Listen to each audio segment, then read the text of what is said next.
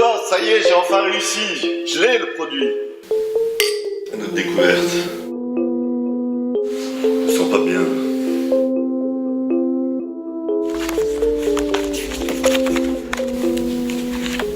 Qu'est-ce que tu fais ?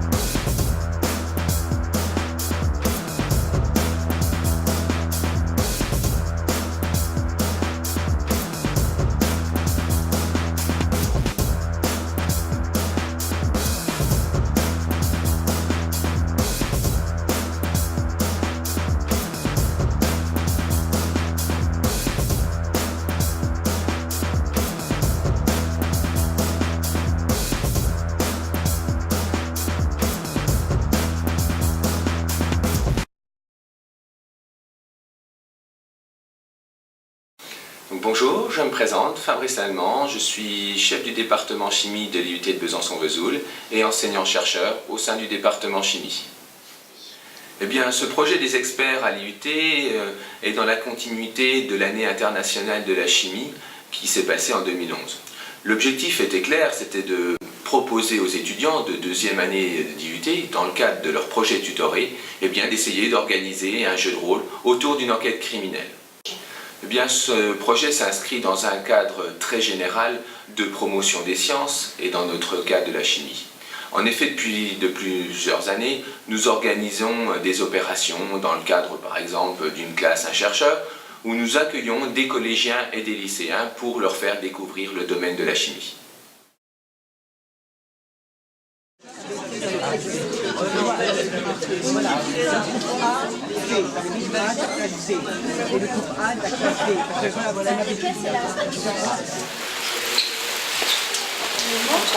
ne vais pas trop marcher sur les indices. Vous pouvez, si vous voyez des choses que vous avez à récupérer, c'est à vous de regarder. Faut comprendre. On a fait quoi ça?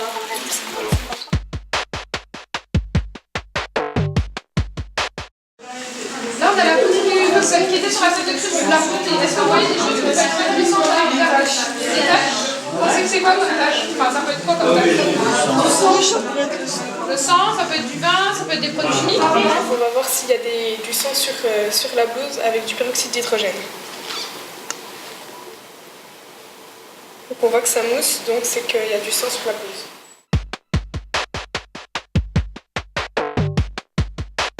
On va prendre notre premier échantillon. Donc Pierre va vous expliquer. Donc alors, on va faire un test pour voir si c'est bien de l'amidon. Vous savez où est-ce qu'on trouve de l'amidon? Voilà. Bien. C'est quelque chose d'assez important. Donc pour tester... C'est un analyse. Oui, c'est pour ça que je dis que c'est important. Voilà. Donc on va essayer plusieurs substances, voir si elles réagissent avec la substance qu'on a retrouvée. Si elle réagit ce sera de l'amidon. Donc là c'est bon. On va essayer de déterminer le produit. Donc là on remarque qu'il ne se passe rien. Je ferai avec la même pipette à chaque fois. Non, parce qu'après vu que c'est pas la même solution. De la soude, de l'œuf. Donc là c'est la soude. On va vérifier si... Donc là on voit... La bulle elle reste. La bulle elle reste Puis ça, sur la substance. on voit que ça reste de la même couleur. C'est Donc là c'est de l'iode. Donc à la base c'est un petit peu marron. orange, archi-violet. Donc ici on voit qu'il n'y a pas de réaction, il reste blanc. Là ça change de couleur, ça devient rouge. Donc là il y a une réaction. Et on va voir ce que ça fait donc avec l'acétone et l'acide chlorhydrique.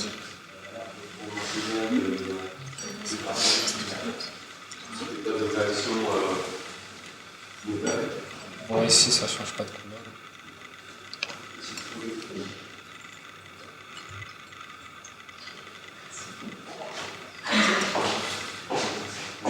Donc on peut constater que ça réagit donc avec l'iode.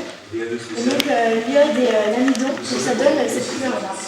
Donc c'est de l'amidon qui se trouve sur le bout de la blouse. Est-ce que vous savez c'est ce que vous voulez dire? La bonne totale. Ouais, c'est ça. Donc vous avez un 10.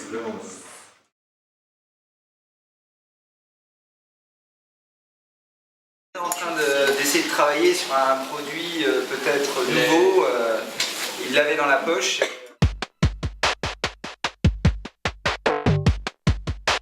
Donc on va faire 3 tests pour reconnaître les aldéhydes. Donc on met de la substance inconnue avec quelques gouttes de DNPH.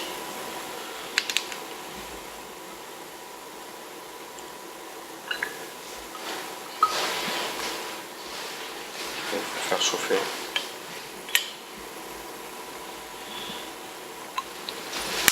Ensuite le deuxième c'est de la même façon mais avec de la liqueur de feeling.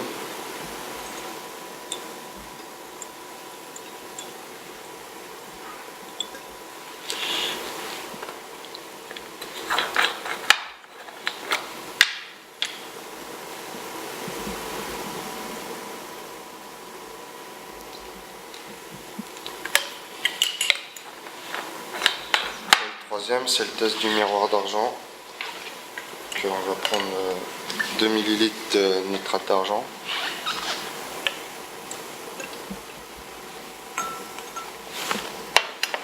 Une goutte d'ammoniac.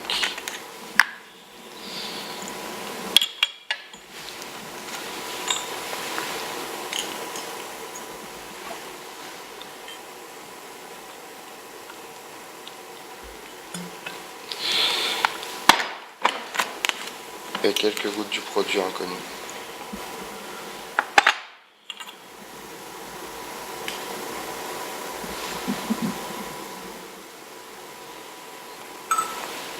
Et on fait chauffer.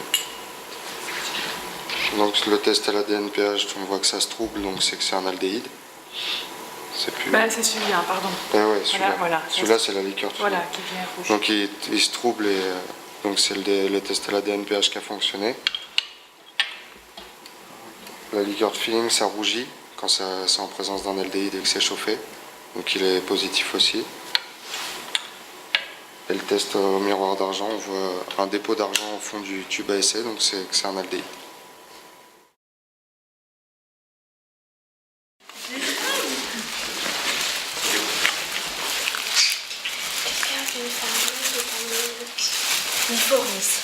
Quelqu'un a vu une femme blonde de taille moyenne, 1m75 environ, sortir du demi-courant avec un chariot vers 19h. Le secrétaire a entendu l'ascenseur fonctionner un peu après 19h. Donc effectivement, hier soir, je suis resté travailler plus tard que d'habitude. Et puis il me semble bien que vers 7h, effectivement, j'ai entendu la porte de l'ascenseur se refermer. Donc c'est une porte en fer, donc je l'ai bien entendu hier soir vers 7h, il n'y a pas de doute.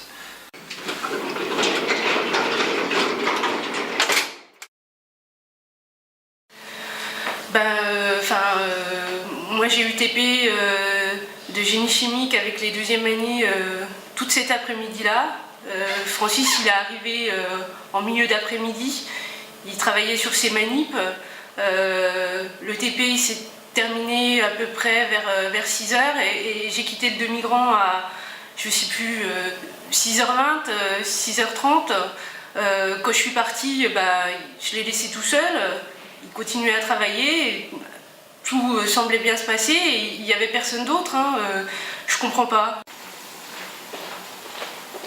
Salut Francis. Salut Audrey. Ciao, à demain.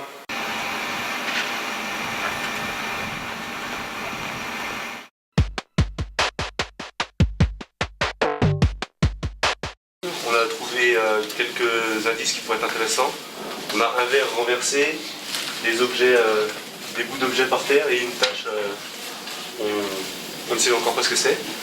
On éteint la lumière. Vous voyez bien que ça. On a une luminescence qui se. Non, moi je vois rien. C'est un peu dur.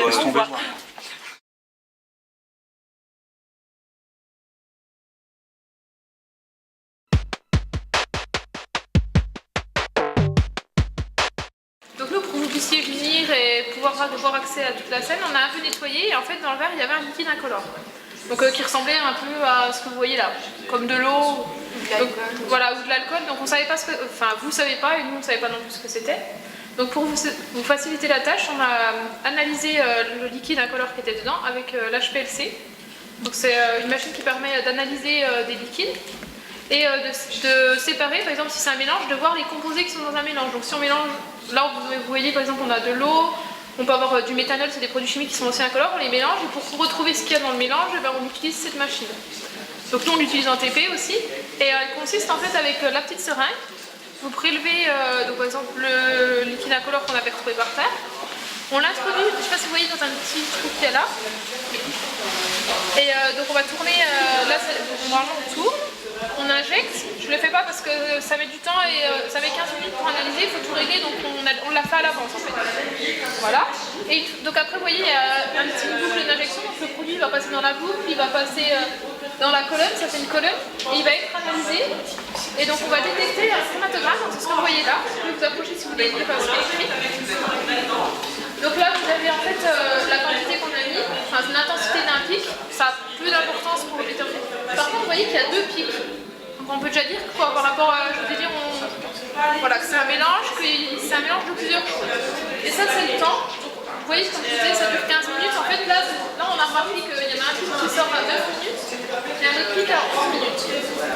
Donc du coup, nous on a analysé des produits tout seuls pour voir, parce que vu qu'on a vu que c'était un mélange, on a analysé des produits, par exemple le toluène, l'eau tout seul, des choses comme ça, et on a remarqué que le toluène nous sortait à mieux.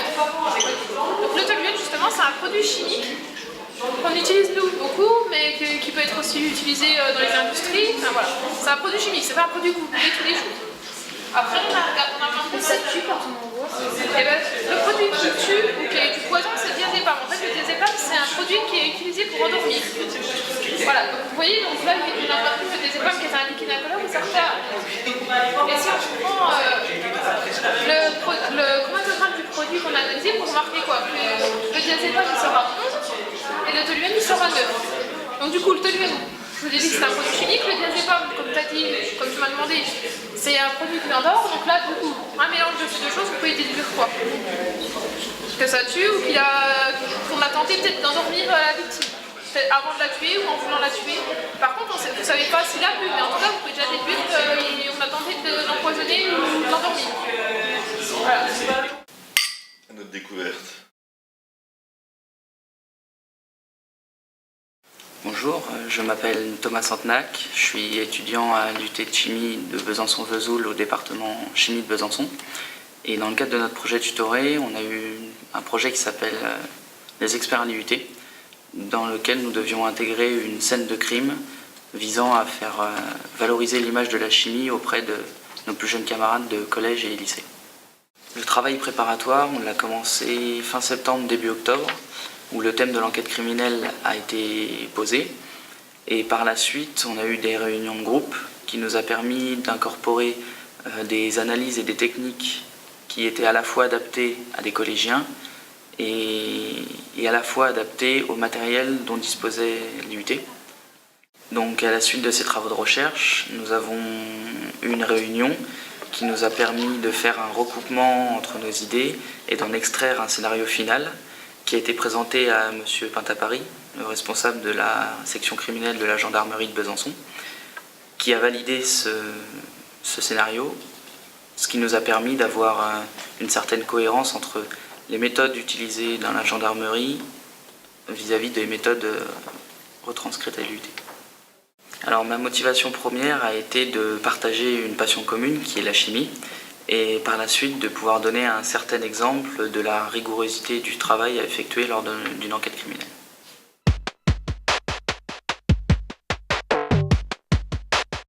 Donc ça c'est un appareil à fluorescence X. Donc je vous explique le principe, il y a des rayons X qui sont envoyés sur l'élément qu'on veut analyser. Donc ces rayons X ils vont exciter des électrons. Et les électrons, une fois qu'ils sont à l'état excité, il faut qu'ils redeviennent en état stable. Donc pour être stable, ils vont renvoyer une énergie qui, chaque élément, donc chaque atome, a sa propre énergie. Et c'est comme ça qu'on sait la composition du métal qu'on analyse, grâce à l'énergie qui renvoie. Donc là, on va essayer de savoir quel élément est fait, ce bon métal. Donc déjà, est-ce que vous avez une idée de ce que c'est ce métal? C'est quoi? Je sais Quand vous avez une balle, Calibre 22. Donc j'ai entendu Ouais, plomb. mais il y en a plusieurs là-dedans. Il n'y a pas que du plomb, tout ça.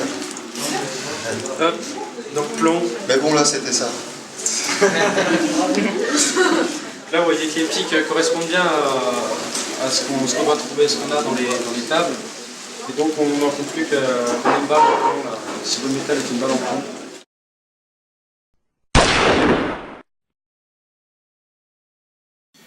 Donc j'étais au demi-grand, je travaillais sur une mise au point de dosage de cyanure. Quand Sophie est rentrée dans le demi-grand, elle est venue à parler avec Francis du concours. Par la suite, ils se sont disputés, mais je ne pourrais pas vous dire si c'était en rapport à ce concours.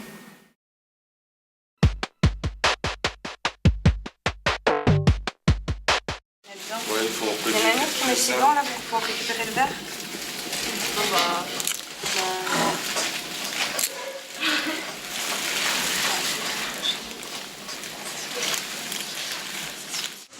Donc est-ce que vous avez un suspect qui aurait des après le jeu que vous avez trouvé sur la scène de crime?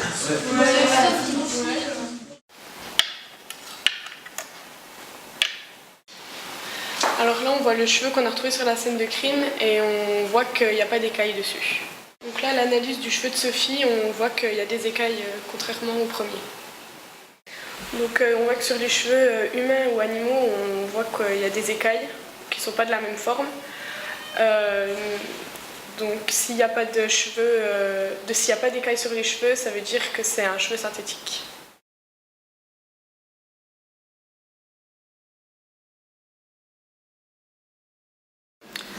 Bah écoutez, l'intérêt de la chimie dans notre milieu professionnel, il prend une part importante depuis l'avènement chez nous de ce qu'on appelle la chaîne criminalistique, la mise en place de plateformes techniques où la chimie va prendre une place prépondérante, puisqu'on va être amené à mettre en œuvre des protocoles dans des petits laboratoires que nous sommes en train de mettre en place chez nous.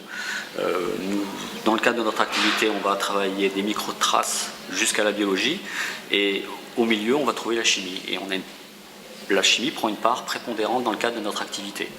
Donc ça, voilà pourquoi je suis intéressé par la chimie. Nous sommes amenés à utiliser des acides, de l'acétone, des produits divers et variés. Donc notre intérêt pour la chimie est particulièrement important en ce moment. C'est vraiment d'actualité en ce qui nous concerne. L'intérêt de cette manifestation pour nous, c'est de pouvoir échanger, c'est de pouvoir rencontrer des collégiens, des lycéens, des étudiants, des enseignants, parce que c'est important pour nous déjà d'une part de nous ouvrir aux autres, et puis nous sommes ici aussi à la demande de M. Lallemand, à son invitation, et ça a été l'occasion pour moi de valider les protocoles qui ont été mis en place par les étudiants, d'apprécier déjà leur investissement dans le domaine, parce que j'ai trouvé qu'ils ont fait un travail de qualité, et puis de leur apporter une plus-value, et même une plus-value professionnelle, puisqu'à la fin de l'enquête des collégiens, je fais des recherches d'empreintes digitales avec eux. Et puis, pourquoi être là? C'est simplement, pour nous, comme je vous disais, c'est de nous ouvrir aux autres. C'est parce qu'on a l'habitude de recevoir des lycéens chez nous et qu'on peut, je pense, en s'ouvrant aux autres, pas forcément, cherche pas à faire du recrutement, le domaine n'est pas là, mais simplement de pouvoir échanger, d'apporter des réponses peut-être aux étudiants. Et puis pour nous, ça nous fait toujours plaisir de s'ouvrir aux autres.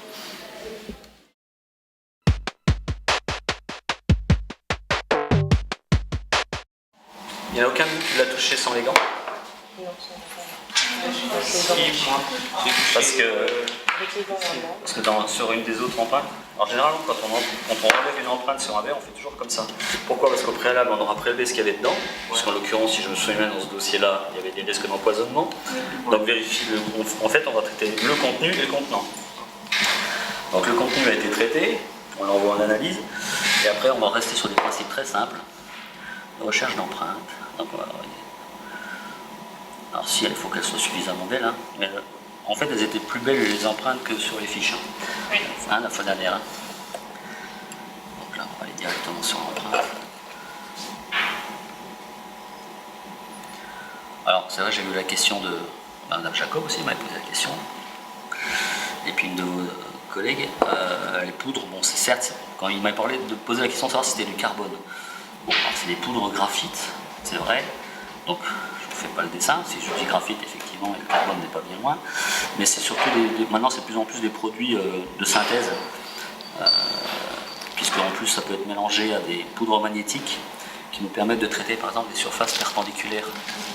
Hein, c'est-à-dire que plutôt que la poudre, elle tombe tout de suite au sol, avec des poudres qui vont être magnétiques, ça va être fixé sur un pinceau magnétique et on va pouvoir traiter comme ça, c'est plus facile.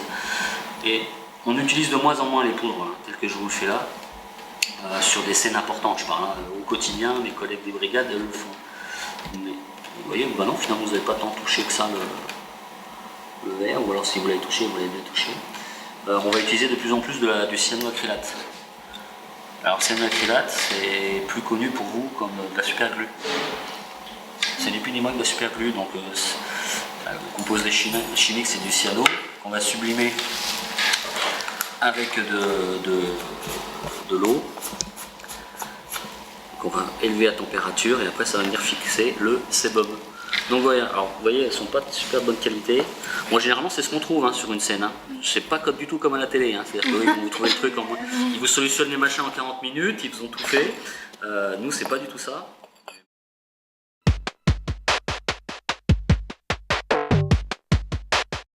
Ah moi je suis sûre que c'est lui. Ouais, moi aussi. Viens voir les autres quand même au cas où. Non, il faut regarder. Moi, attendez, Baden, viens, je le garde. je peux vous expliquer maintenant. Viens, je le garde. Le produit que Francis a créé, c'était pour le concours de chimie. Et lui, vu qu'il était jaloux et qu'il avait déjà cassé la figure à quelqu'un parce qu'il était jaloux d'un concurrent lors d'un concours de chimie, et ben, je pense qu'il a voulu faire pareil pour lui piquer son produit. Et voilà. Et vu qu'il travaille dans le demi-grand avec Francis des fois et que c'est là la scène. Et en plus, il décide de ses heures de cours, donc il peut. En plus, il a à peu près la bonne taille. Et en plus, il décide des heures de cours, alors il sait quand il finissait. Bah, mais 78. Ouais, oui, t'as raison avec les heures de cours. C'est ce que j'ai Fais voir, alors après, s'il te plaît. avec 1,75 on avait ces deux-là, mais il y en a. Qu'est-ce que tu fais?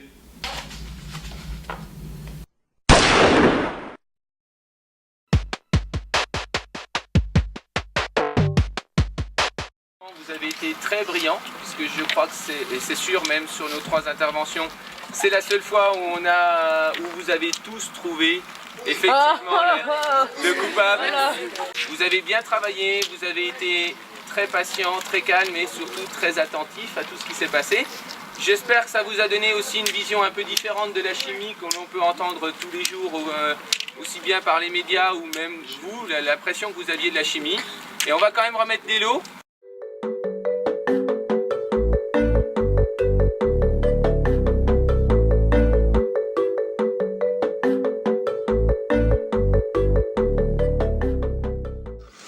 Ça donne un autre aspect de la physique. On ne fait pas que des choses.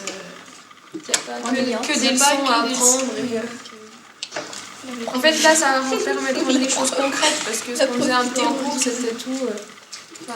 On avait l'impression un peu que ça arriverait à rien au bout, et là, ça permet de voir que la chimie, ça fait des choses concrètes. Ça sert à quelque chose. Donc le but de ce projet était de parler de chimie, de faire découvrir aux collégiens ou aux lycéens le domaine de la chimie. Au final, l'enquête criminelle était un alibi. Ça m'a permis aux étudiants de n'avoir aucun préjugé sur ce domaine et de pouvoir travailler la chimie tout en s'amusant. Eh bien, le but, plus généralement, était effectivement de promouvoir les sciences, et tout particulièrement la chimie.